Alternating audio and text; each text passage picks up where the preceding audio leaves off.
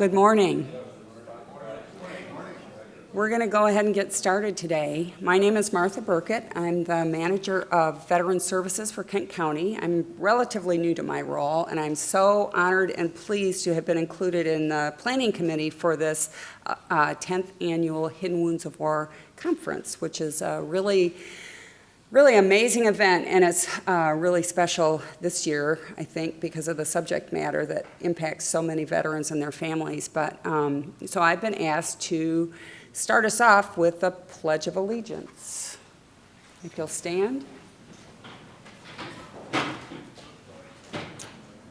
pledge allegiance to the flag of the United States of America and to the republic for which it stands, one nation, under God, indivisible, with liberty and justice for all. Thank you so much. Again, it's a pleasure and an honor to be here with you. For those of you who are with us who are veterans, thank you so much for your service. For those of you who are family members, loved ones, friends who support our veterans, thank you so much for what you do. And also for the service providers who help our veterans every day. Thank you so much. It's an honor to be part of this community, and I'm so pleased to be here. And without further ado, I'm going to turn it over to Brent Holmes with Grand Valley State University.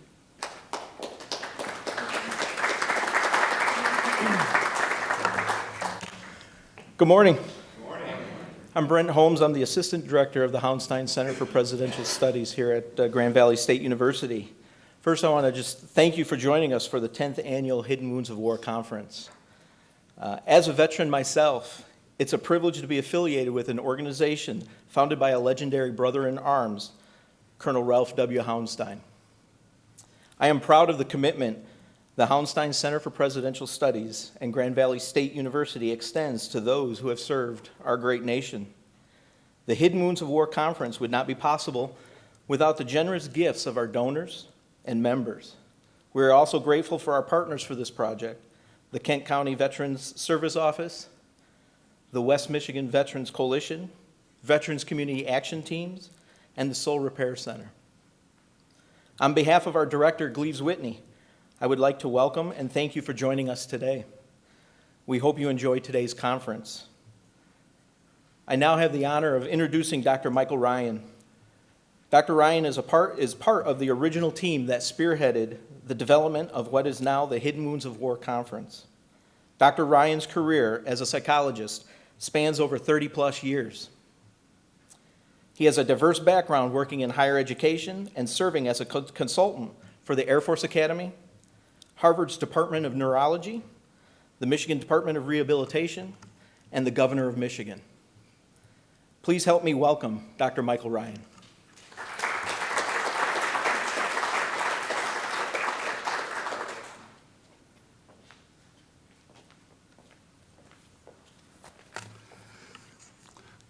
I'd like to welcome you. It's wonderful to see you this morning. We've got a great conference planned, and I'm so proud of what this group has been able to do over the last 10 or 11 years.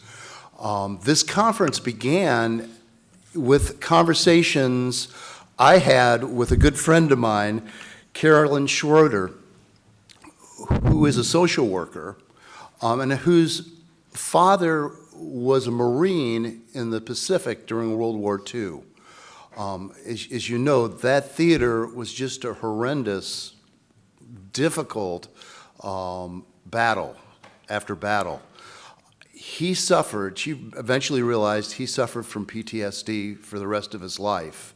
And because of her clinical training and because I was interested in the effect of stress on the brain, I'm a neuropsychologist, we both knew that the rates of PTSD are very high. And as we sent our men and women overseas to fight, and at that point there was about 300,000 service people who were over there, we just knew that no mental health system in any country was going to be able to deal with the extended and the number of people who were going to be injured, if you will, by their experiences. So we began to reach out. We asked the VA whether there was anything we can do. At that point, they thought they'd had it covered. And so we did some more research. People were beginning to study our service folks who were coming home. And one of the recommendations was that we, as a society, we really needed to offer more information. We needed to inform the public, and we needed to try to decrease the stigma concerning PTSD in the military. So we, Carolyn and I spent a lot of time talking about how we might be able to do that, and then in 2008, with the help of Gleaves Whitney, Ralph Hollenstein, and the Hollenstein Center, we were able to put the first conference on, and let's see if I can get this right here.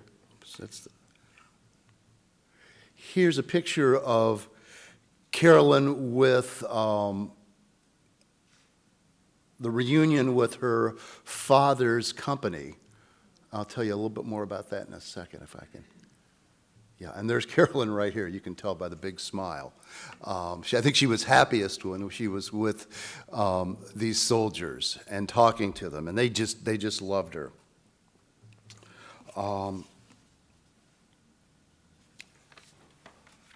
The first conference we put on was called The Shock of War, the Trauma of Peace. And the idea was war was bad enough, but for many of our soldiers,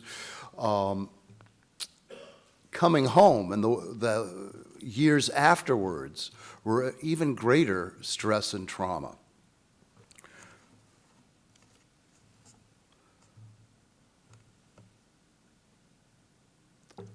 Carolyn, after her father's death, got in touch with members of his company and became, again, as I mentioned, became very close to them, ended up being the chairperson for, I think, their 50th or 60th reunion. I forget which one. But in that process, she also, being a social worker, she can't help herself. She just started talking about feelings. She started interviewing these men, and because they trusted her, and I think because her father was a Marine, they began to open up to her. And she realized that a huge percentage of them, even 50 or 60 years later, were still suffering from PTSD. And she ended up interviewing dozens of individuals. And these, I was really struck, and she was too. Growing up in my age, these were the men and women who were our heroes. They saved the world from fascism. They'd done phenomenal things. They'd come home and built, I think, the most incredible country in the world. And these men were, these men were dentists and druggists and lawyers and teachers and ran businesses. They helped build this country, and yet every night when they went home, they were having nightmares. They would have attacks of anxiety. Sometimes they'd have terrible flashbacks. They suffered, and one of the things we decided to do was to try to tell their stories, and Carolyn did a beautiful job of giving voice to their stories in this first conference. I tried to talk about it. I did talk about the neuropsychological impact of this kind of stress, with the idea, and it's still true, that this is a real physical injury. This isn't imagined, this isn't just feelings. Harm is done to the brain in this situation. It's invisible, you can't see it, but is absolutely there, and it needs to be addressed by society. It's one of the wounds that our men and women come home with. And then finally, Gleaves was instrumental in helping us bring Jim Hodges, who was a Vietnam vet, who'd been in Cambodia and just had done some incredibly heroic things during the war, but then came back and struggled for years with his PTSD. and substance abuse, as it turns out, too. And his story of his recovery was just incredible. It was just very, very inspiring. And he's been back a couple times. And he's just a wonderful speaker and a tremendous person. We then, in about 2000, let's see, we've been probably 2010, we were graced with Colonel Herman Kaiser coming to our group and being willing to help us and work with us, and he just had a huge impact. Herm was a chaplain who was in Vietnam.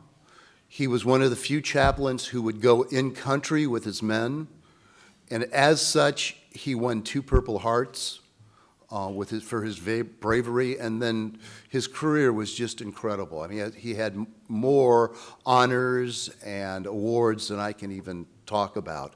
And he also became a pioneer in the concept of moral injury, the spiritual side of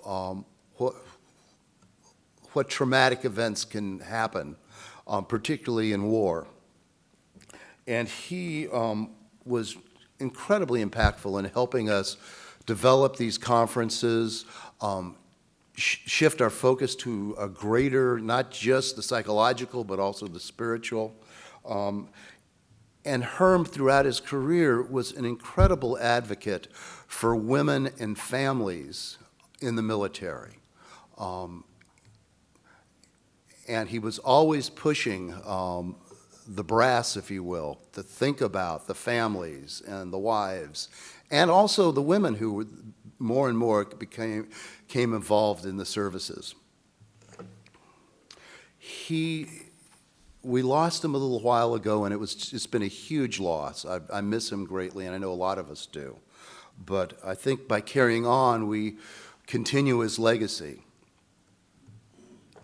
As I mentioned, Herm was instrumental in helping us set up the 2014 conference, which included Dr. Jonathan Shea, Dr. Rita Brock, Dr. Stephen Sinakis, and then himself. And it was a great conference that not only looked at PTSD, but also moral injury.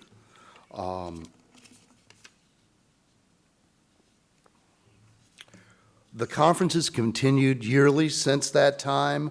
We've had great speakers, I think very important topics, and I'm really looking forward to this conference. I know Herm would feel very, very good about it. He was concerned with substance misuse and also the impact of PTSD and these issues on families, and particularly marriages. So, thank you very much. I hope you're as excited about this conference as I am. And again, thank you for coming, and for our veterans, thank you so much for your service.